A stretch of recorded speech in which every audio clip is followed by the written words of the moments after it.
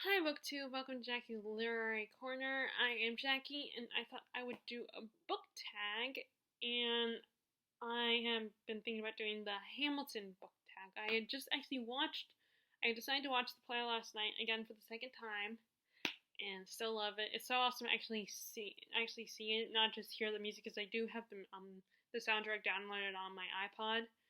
But now I actually get to watch it now that I have Disney Plus, thanks to my sister and brother-in-law who bought it. And just like any other streaming network, you can easily, instead of paying for it yourself, you can sign up on someone else's account, and or like use their account stuff to get to have that streaming network. So let's just go ahead and get started on doing the Hamilton book tag. Okay, let me move this so I can see the questions. Okay. Alright, the first question number 1 is the room where it happens, and I'm not gonna even bother trying to sing this because I can't sing worth a lick. A book world you would put yourself in. And I went ahead because I was thinking about this world is the Eye of the World, aka the Wheel of Time universe. And because I read a lot of fantasy, so no world is really safe. In fact, like I had asked Terry this question, and the only world that she probably would feel safe jumping into is like the Star Trek universe, because it's probably the safest place. Unless you get stuck on like an alien planet, you're on if you stay on the spaceship, you're perfectly fine. Although the idea of living in space is a little creepy to me and uncomfortable. I like living here on Earth, there's natural air and like lots of life and natural life and all that. I find the idea of living in space or even living underwater a bit creepy. But anyway, I just think this world is so cool and interesting. I love all fantasy worlds, even though they're all they all can be pretty dangerous. It just seems so quaint and comforting in this world, even though it's not really safe like any other fantasy world. And I feel like this could become my equivalent to Middle Earth. Like a lot of people grew up with the Lord of the Rings books and The Hobbit, which, by the way, so I watched. I cannot remember her channel name, but I watched one of my favorite booktubers, and she did a tier ranking of her movie adaptations of books, and she is one of the few people who actually likes the Hobbit movies and will watch them again, and that made me so happy because I know a lot of people, the majority of fans, found the Hobbit movies disrespectful, not very good. A lot of people criticize the CGI, which I guess I'm, and it just I feel like I'm kind of alone in this, except for, Terry also, but a lot of times Terry and I agree on a lot of things anyway, and it's kind of nice that someone outside of my friendship circle agrees that those movies are actually good movies. And yeah, but anyway, so yeah, I think this world would be fun to be part of. I mean, any fantasy world, but I was just having to be thinking about this book series, and I didn't want to say something that everybody else would probably say. Like, my go-to answer is a lot of times the Harry Potter world, but I didn't want to go to Harry Potter because I feel like that's an obvious one. But anyway, so I went that's my answer, the Wheel of Time universe. Plus, there's all these different really cool cultures in this that I've been introduced to so far, like okay, question number 2, the Schuyler sisters. Underrated female character. And I don't have, because of my copy of the book that this character comes in is in a big bind up, so I'm not going to show you that, but I was thinking Fanny Price from Mansfield Park. Because she doesn't come off as confident and, very as confident as like Elizabeth Bennet or Emma Woodhouse. I feel like Fanny doesn't get enough credit because she's just very quiet and very shy and reserved, and she comes off as someone who does not stand up for herself. a lot of times. So I feel like she's underestimated as a character. She knows what she believes in. She sticks to her guns, sticks to who she is and what she believes, and doesn't, let herself get tempted by anything. I mean, when Henry Crawford had showed interest in her all of a sudden, she was like, no, I don't like you. I don't like who you are. Your moral compass is wrong in my opinion. And and like the whole when the family was doing the play, even Edmund gave in to doing the play because he was charmed and had a crush on Henry's sister, whose name escapes me at the moment. He decides to do this play. Who at first he believed it was morally wrong and they shouldn't be doing. Their father wouldn't approve it, but he gives in because he has this crush on her, and she easily manipulates him. And Fanny, it wasn't until the very last minute that she finally, was roped into doing it. Not because she wanted to, but because she was a little intimidated. Everyone's kind of putting all this pressure on her. So finally, I think it might have been just the movie, but I think in one of the movies that I cannot remember if I think she did give in and did it anyway, not because she wanted to, but because she felt pressure to do it. But she sticks to her beliefs, and she's confident in who she is, and is very loyal to the people that she cares about. She knows who she is. She knows who she is in the whole book. She's the one character that doesn't really need to develop because she is who she is in the story. I feel like people, because she's not as strong-willed and as confident as Elizabeth or Emma, people don't like her as much. They think she's kind of boring, or that she needs to stand up for herself, and they get frustrated with her, which I get that. I did too. But at the same time, and maybe I just have a soft spot for her character because I feel like I can relate to her out of a lot of Austen's heroines, the ones I'm familiar with so far. And I just feel like she's taken for granted by fans of Austen and by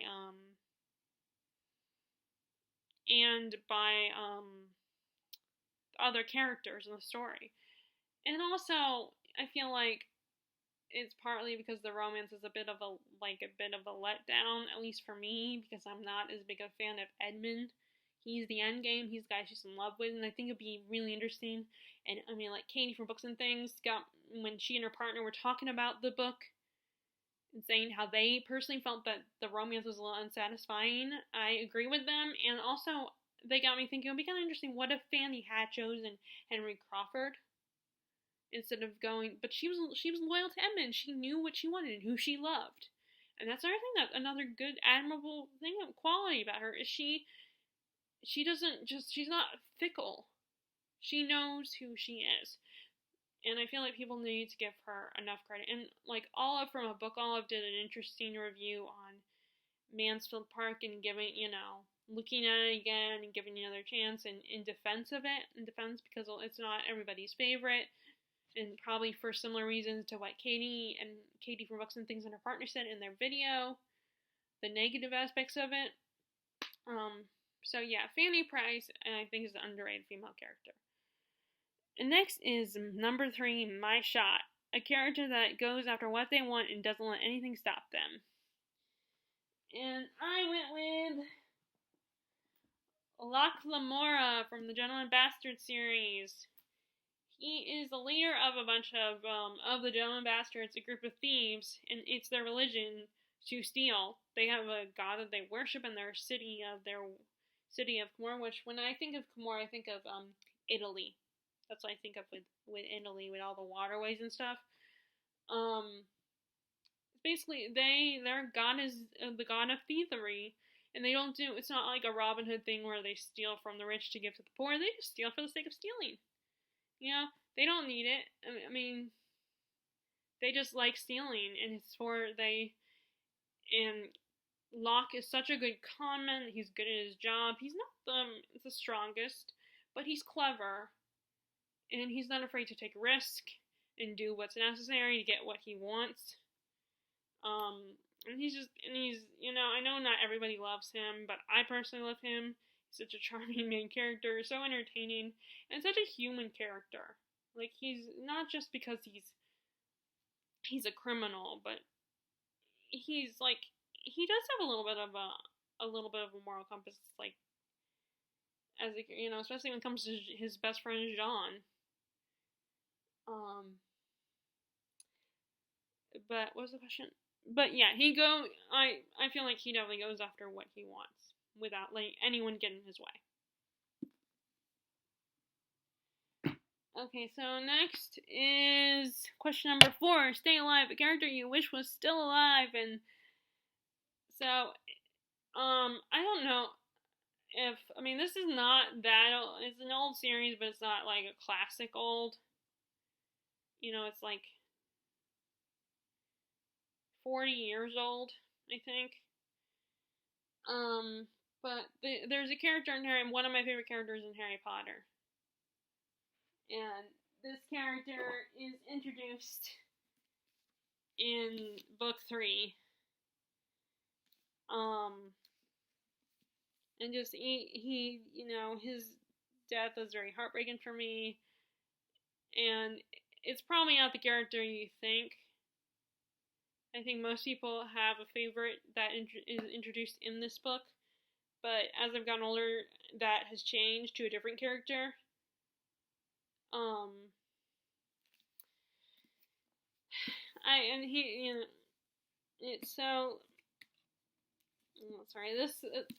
This one, I have opened this book to my favorite chapter so many times, and now the book is coming out of the spine, and I keep debating about getting a paperback copy of this book, because of that. So I might do that. One day I might do that. And it's so, I don't know when, but I'm gonna do that at some point. I'm gonna get it because I am tired. I don't want to, if I ever pass this on to my nephews and niece, I want them to have one that isn't gonna fall apart on them. But yeah, anyway, so this character is introduced in this book, and then they're not gone until later on in the series, so I'm gonna say. But I'm curious if anyone is still is anyone new coming into the Harry Potter series? Because considering what J.K. Rowling being, a dumbass and saying the things she said on Twitter, it's like, you're hanging yourself, woman. That's all I gotta say. She's like, oh, I have enough money, which, yeah, she's richer than most of us, but still, people are gonna wonder, people are probably at this point gonna stop supporting Harry Potter. Because people feel really strongly, and she said a lot of stupid things. And so I'm curious, though, if anyone's gonna if there's anybody new coming to the series. The only potential new people will probably be younger readers who don't go on Twitter and don't know anything about what J.K. Rowling has said in the past. Or people that just don't care, and all they care about is the series, because it's not a black and white, the whole separating the art from the artist. It's not a black and white situation. People are all like, oh, you shouldn't support this. And I get you don't want to give this person money because they're a horrible person, but a horrible person can create good art. I know that, people will say, well, then the art is not good anymore if they're a horrible human being, and then it makes their art ugly, and no, it's not. That's not what that means. But, like I said, that's just my opinion. But anyway, yesterday evening, I watched someone talking about this, doing it. I can't remember her channel name. I liked her. I've seen a few of her videos so far, and they're very interesting. And she talked about that whole idea of, but she was talking about, in this case, she was talking about Doctor Who and Stephen Moffat, which now I have a better idea why people don't like him so much. Because I know a lot of people did not like Stephen Moffat. I didn't know why. Because I thought, they weren't perfect. The episodes weren't perfect. But I didn't think about that. I just was enjoying Doctor Who at the time. I've stopped watching it since. But yeah, that's who she was talking about. But of course she mentioned the whole J.K. Rowling thing and her opening her big mouth. But anyway, so yeah, I'm only bringing that because Harry Potter is the answer to the question. Not the character of Harry Potter, but a character in Harry Potter.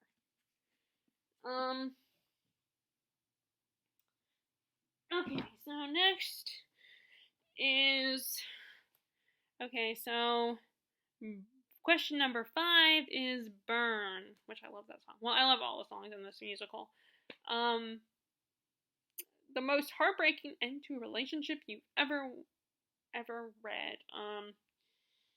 And this is a bit of a different kind of relationship. This is a relationship between an animal and a human because, and I'm talking about the relation in this series, in this trilogy. There is a type of magic system called the wit, where you can basically mind meld and connect your minds to an animal. But the people in this world, in the world that our main character fits, is part of fear this magic, the wit, because, or at least the kingdom that he lives in, because there's always the risk of becoming more beast than man when you connect with an animal in that way. When you become part of an animal, your minds come together. And Fitz, our main character, has that gift, that ability. And so he is the bastard son of one of the princes of this realm.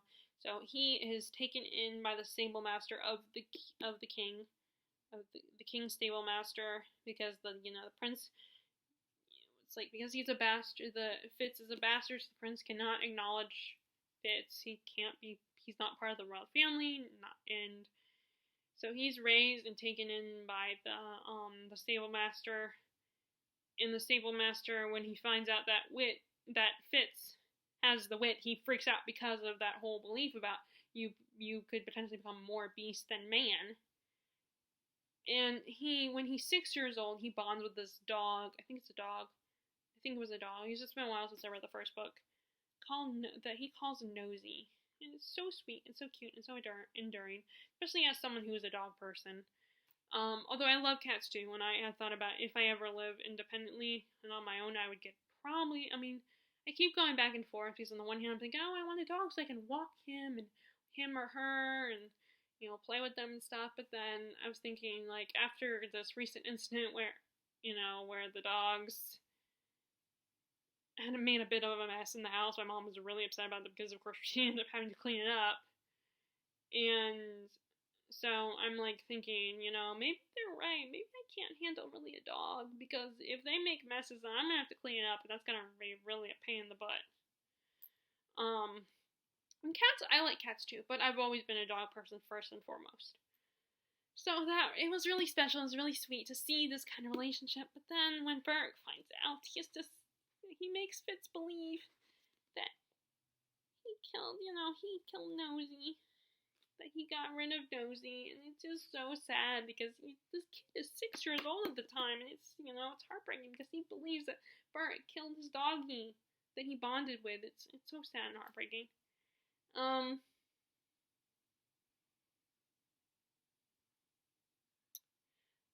The kid on the cover, he does not look that young as he's supposed to be by the end of this book.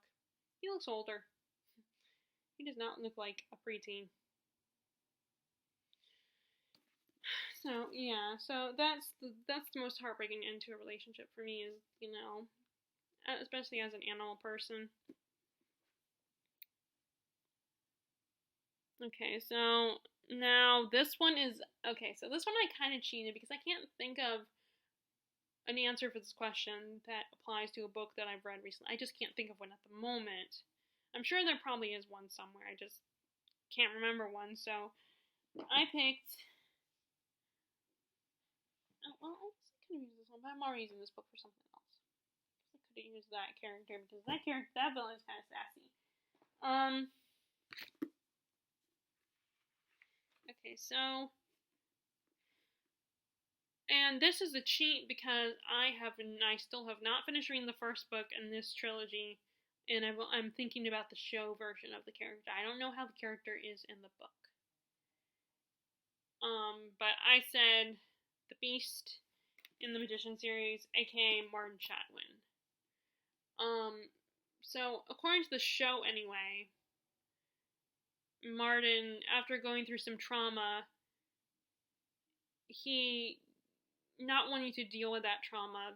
In this world, there is a way where you can get rid of your soul. So not wanting to deal with the trauma of what happens to him, he removes his soul and becomes a bit of a monster. and he becomes this. He takes on the form of a bunch of moths shaped into a person, and they call him the Beast. He's like the monster of the world of Fillory, the Beast of Fillory.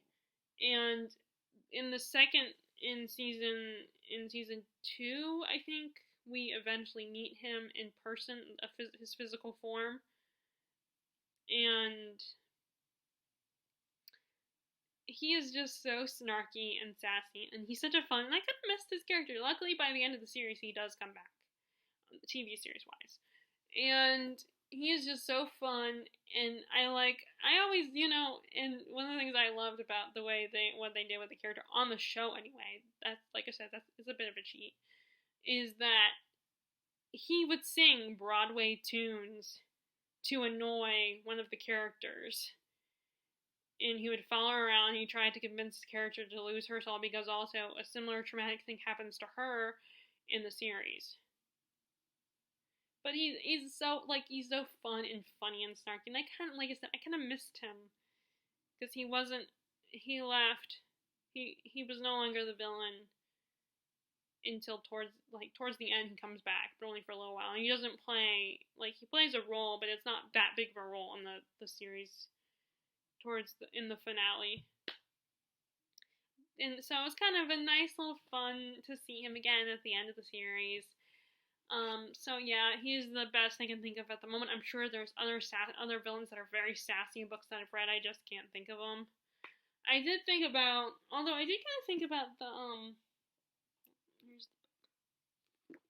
And I'm going to read it. I know a lot of people critique it, and there's a lot of questionable things in this trilogy, a lot of things that people are not morally comfortable with, but I'm going to read it. I guess I could say the villain in this book, too, because I feel like the villain is very sassy and comedic in this one, even though he's also very evil and a monster. But so is Martin Chatwin. But still, the villain in this one is kind of... never mind. I thought that was the... I wish I knew where the... I recently read After Alice by Gregory Maguire, and I was looking for my bookmark that says We're All Mad Here. And I don't know which book I had that one in, so I thought it might have been this one, but nope, this is I Cannot Live Without Books.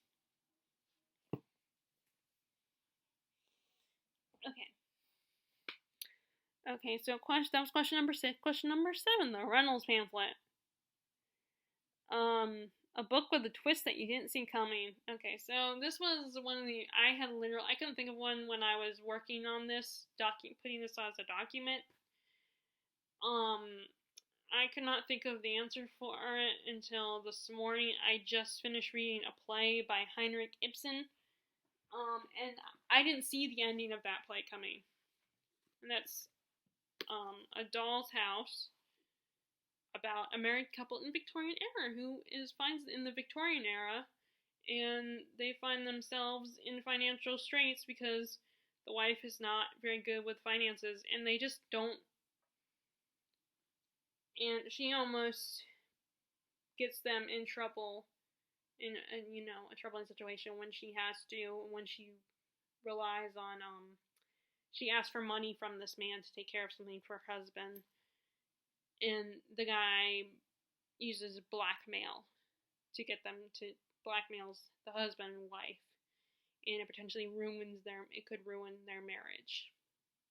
And the ending was very unexpected. I thought it was going to be kind of a cute, happy ending, but it's not. I'm going to say it's a very realistic ending. So, to me, it was kind of a twist. At least for me, anyway. Maybe not for other people, but for me, it was a twist I didn't see coming.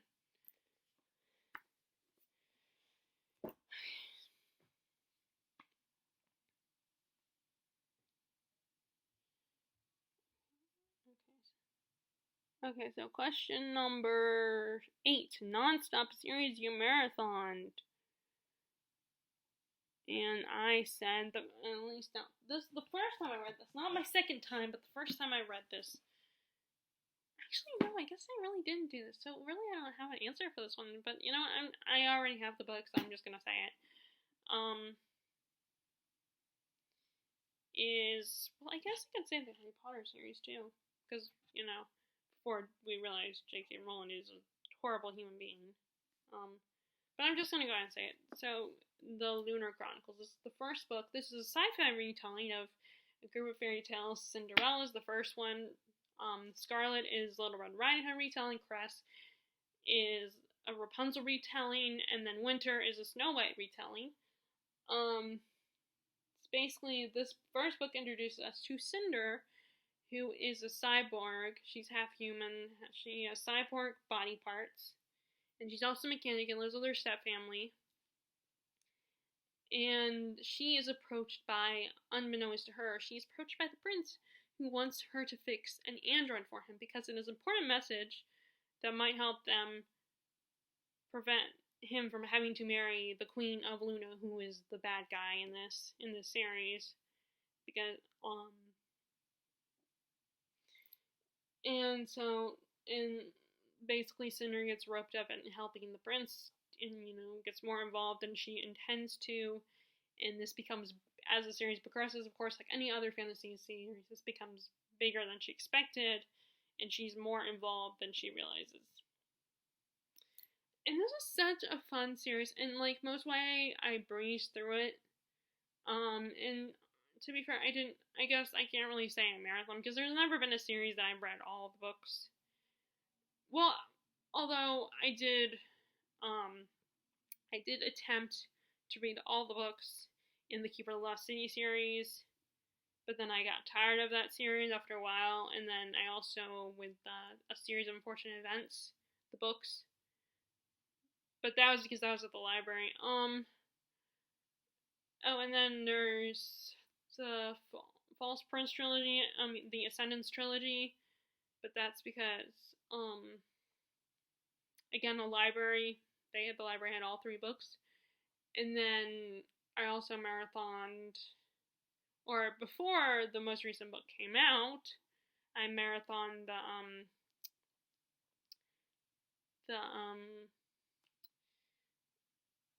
can't think of what it's called, the School for Good and Evil series. But now the author has done and started a new aspect to that series. So I guess, but that's because, the library had all the books at the time, so. But yeah, this was so fun. It was cool that it was a sci-fi twist, and it was a sci-fi that I could follow along with. Some sci-fi are filled with such technical jargon that's hard for me to follow along with and get into. Like, I attempted to read Leviathan Wakes. I can't remember what the series is actually called, but I attempted that and I just couldn't get into it. All the techie stuff, and then the whole detective police procedural aspects of it, I just couldn't get into either. I'm not a big fan of that formula. But yeah, it was fun. I love all the characters in this series. It has a bit of, because it's based on fairy tales, of course, it has romance, but I feel like it doesn't overwhelm the plot for me. And also the fact that our Cinderella character is a cyborg. I thought that was a really cool twist when it first came out. The idea that she was not completely human. And it's a good way to look at prejudice, because a lot of people fear androids and cyborgs and stuff because they're, it's like they're robots. To most people see them as a robot, so it's like if they think for themselves, it's a little disturbing for people. And so she's seen as less than human because they think she's less than human, and she's not. She's very human. She just happens to have cyborg body parts too. But she's very human. But yeah, this is such a fun series. I definitely recommend it. It's not a literary masterpiece or anything, but it's still so fun and really cool. And like I said, I like the sci-fi twist of the fairy tales. You don't see that often. It's something that was different for the retellings. And I like all the characters. Our main characters are very relatable, I feel like, especially for young, teen readers. And it was fun to read, and I recently reread the series, and I just finished Winter earlier this month. Okay, so next question number 9. Satisfied a favorite book with multiple POVs. Okay, what did I say with that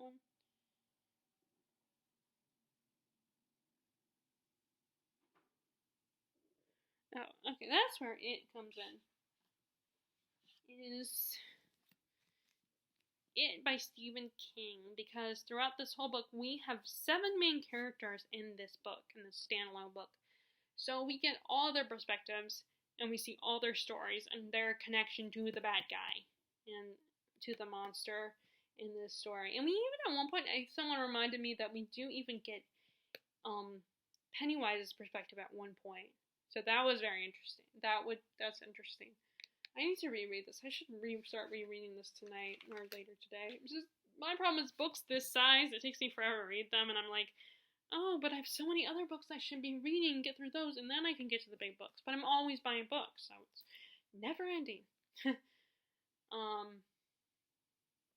But yeah, it's like we spend time with all 7 of these main characters, so we get all their point of views. Like, I feel like no one is like the main character. I mean, Bill is kind of the leader of this group. Bill Denbrough is the leader of this group. And Mike is the one who stays behind when they grow up and leave the town that they almost get trapped in, you know. And so I feel like they all get equal amounts of time. They all get equal amounts of attention, and story. And so we get all their perspectives. And like I said, we even get Pennywise's perspective at one point. So yeah, this is my book for multiple POVs.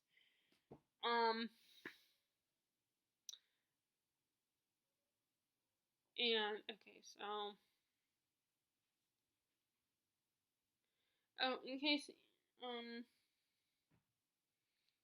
so question number 10, right before the last question before the bonus questions.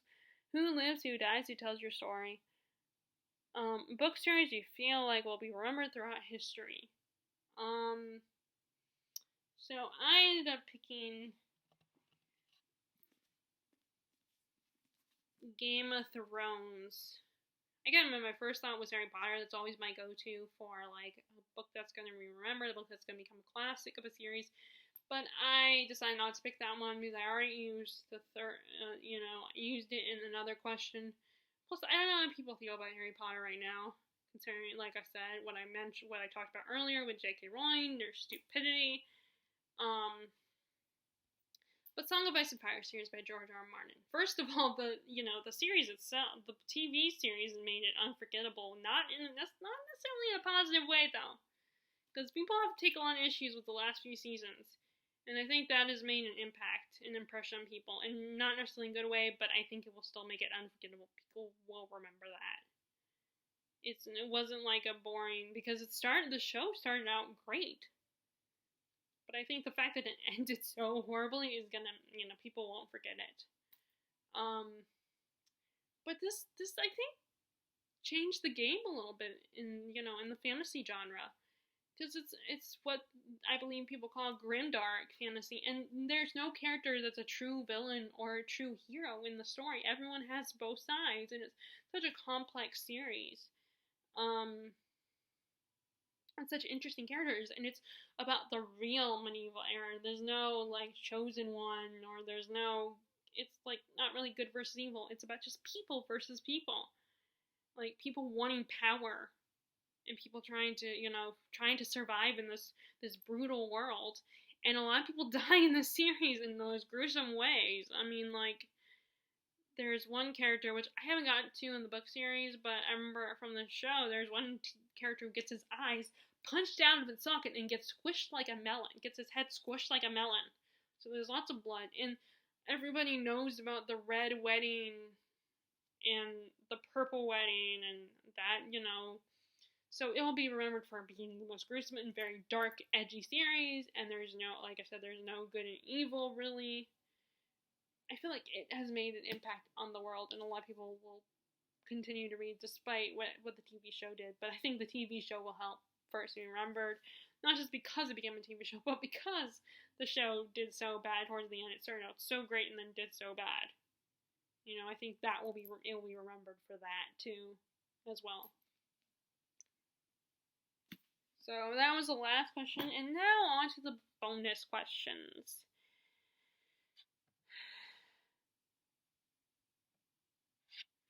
Okay, so I didn't pick the books out for this one. Okay, so the first question is Helpless, a relationship where you are pulling for from the very start. And I said, okay, I guess I'll just, Ron and Hermione, they don't get together officially in this book, and the whole relationship drama, I'm one of those people who likes Ron and Hermione. I do not agree with or understand people who are, like, shipping Harry and Hermione just because of what, J.K. Rowling herself said. I personally feel like they're good friends. They care about each other as brother and sister would care about each other.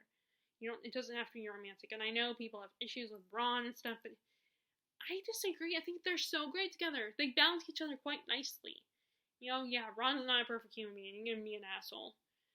But if you had just gone by the movie version, then I feel like, yeah, you don't like Ron. But if you go by the books, there's so much more to Ron than just being the funny guy, being the jerky friend, being all jealous and stuff and territorial about, I think there's so much more on than all that stuff. He's loyal. He really cares about the people. He's the middle child in his family, so he's not the baby, but he's not the mischievous one, but he's not the overachieving brother either. So he's got a lot of issues, and his best friend is so famous, and he's the chosen one, meant to defeat the bad guy, and Ron is so much more than what the movie makes him out to be, I feel like. And I feel like Ron and Hermione are so balance each other quite nicely. And don't get me started on the Cursed Child fiasco. I just, I don't want to even think about them. I'm not, But they are so good, and, like I said, if you just go by the movie, yeah, the movie kind of suggests, there might be some point on between Harry and Hermione, and I think because of the whole thing about what J.K. Rowling said, maybe that's why they did that, and also to add some drama and conflict for Ron's issues, and why the Horcrux affects him in the last movie the way it does. There's so much more. The movies did Ron dirty. I mean, I get that it's great that they're giving woman power and making Hermione seem so much cooler, but they didn't have to ruin her character, make her overly good and bad and awesome and sacrificing Ron in the process. They did not have to do that just to because Hermione was already cool. The problem is that Hermione is she has annoying aspects to her, but she's human. She's not perfect. She's gonna be annoying, but it's just who she is. But the people who make these movies are thinking, people won't like her, so we have to make her likable, and at the expense of Ron, because at the expense we make a woman character really awesome. And then also there's the whole thing about, I think it's Steve Kloves who said that Hermione is his favorite character in an interview with J.K. Rowling, and so I think that's the other reason why he made her. And plus, like, J.K. Rowling response to that was like, I'm so worried that you would like Ron over Hermione, because everyone loves Ron. Well, there's a reason everyone loves Ron, but people love Hermione too. You don't need to sacrifice one for the other. I take issue with that. But I ship their relationship, and I disagree with the people who ship Harry and Hermione. I don't see that, and there's no chemistry, or at least if there's chemistry, there's chemistry, but it's friendship chemistry. It's a brotherly, sisterly chemistry. It's not romantic chemistry. Chemistry is not just romance. I feel like some people assume that chemistry is just romance, and it's not. Not to me, anyway. But, okay, so next bonus one is, 10 Duel Commandments. Favorite fight scene? I don't have one because I don't really pay attention to the fight scenes. I don't usually remember them after I read a fantasy book. Even if they're gruesome and gory and stuff, I don't remember them. I don't pay attention to them. Okay, question number 3 is say no to this. Guilty pleasure read. I don't have an answer for this one. I did like Twilight at one point, so maybe that counts. But I really can't think of what would be considered what people would consider a guilty pleasure of my books. And I kind of agree with that one person. I can't remember who it was who said this, that there really shouldn't be such thing as a guilty pleasure because you like what you like. I mean, and as I've said before, the only reason I might give, like, Terry a hard time, for instance, is because I just get frustrated that I can't share my books with her because she's, she's very particular with her reading. But, so I generally don't, if she likes what she likes, she likes what she likes. And if she enjoys it, that's what matters. But, so I don't really, I guess, like I said, although I still don't love I don't love Twilight anymore. Even before people pointed out how messed up Twilight really is, the Twilight series, all the issues that it has. It must be so frustrating. Because it's like, to realize that these books are so popular and to think that it's kind of promoting bad values, making women think it's all about the man, she must please the guy, and that, oh, it's okay if he stalks you as long as he's a sexy vampire, and or a sexy werewolf. That makes it all okay, because especially since this is set in modern times, this is not even a gothic romance,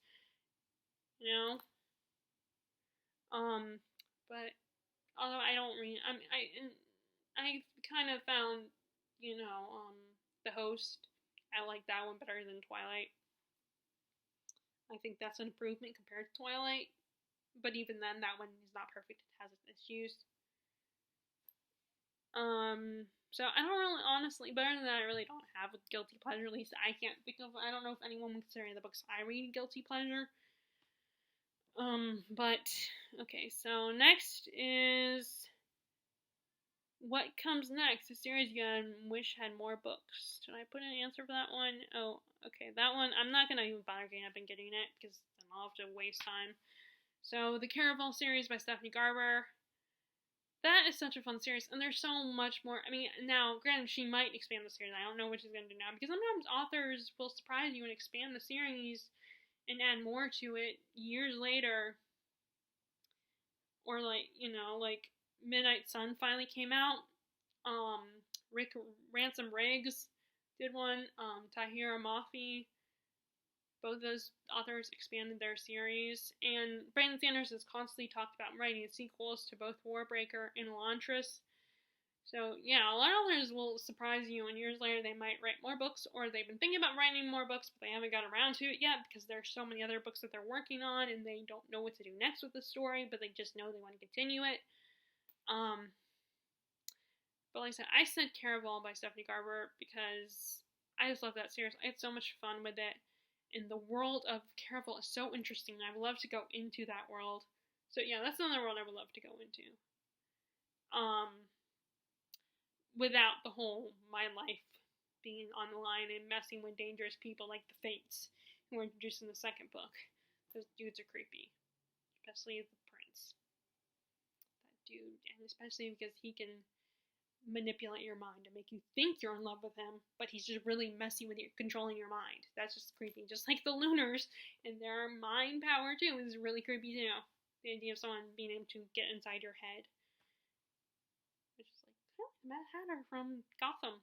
Not the Mad Hatter in Alice in Wonderland, but the Gotham Batman version of Mad Hatter that Jarvis Tetch. He can kind of do that. He can hypnotize you and stuff like that. But yeah, that world's so cool, and I love the romance in this. And it was about two sisters, which I love too, and their relationship. And what's the question again? Okay, a series you wish had more books. But yeah, I just wish that there's so much more she could do. I would love to learn more about the Fates, get their backstory, the two main male characters that are introduced in the Legend and Julian. There's so much more I would love to see with those two characters, get their backstory, get to know them a lot more, and find out how they became what they are today. And I would be interested to see, because in the last book, there is a the only spoiler I'm going to say for that one is that there is a suggestion that one of the characters is going to have a daughter at one point.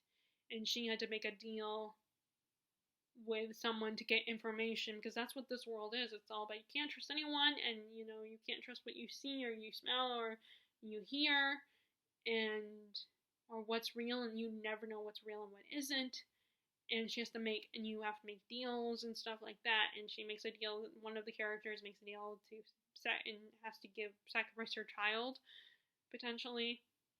And so I think it'd be interesting is if Steffi Garber continued with that storyline too, like years later, maybe that character has her daughter and dealing with the aftermath of the deal she made years ago at Caraval. So there's so much open that she could do to expand it all if she wanted to. So yeah, that was out of the bonus questions, that was number 4. What comes next? And then number 5, Right Hand Man, favorite bro TP. Did I have an answer for that? Oh, okay. Again, I'm gonna bring up Gentleman Bastard series and Locke and Jean. I love these two so much. Locke can be such an asshole, but at the same time, when he really genuinely cares about John, and he earns John's respect.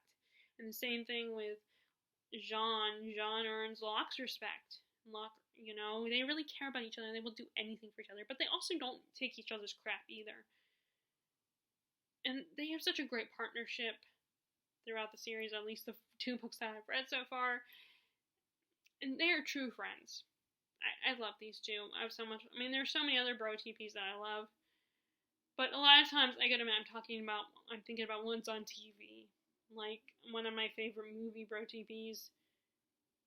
2 of my favorites in the Marvel universe are Thor and Loki, and then Tony and Steve. Those 4.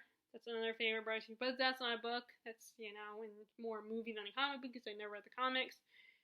But yeah, I mean, if I wasn't trying to stick with books, then it would be easy for me to find answers if I could use TV shows and movies too.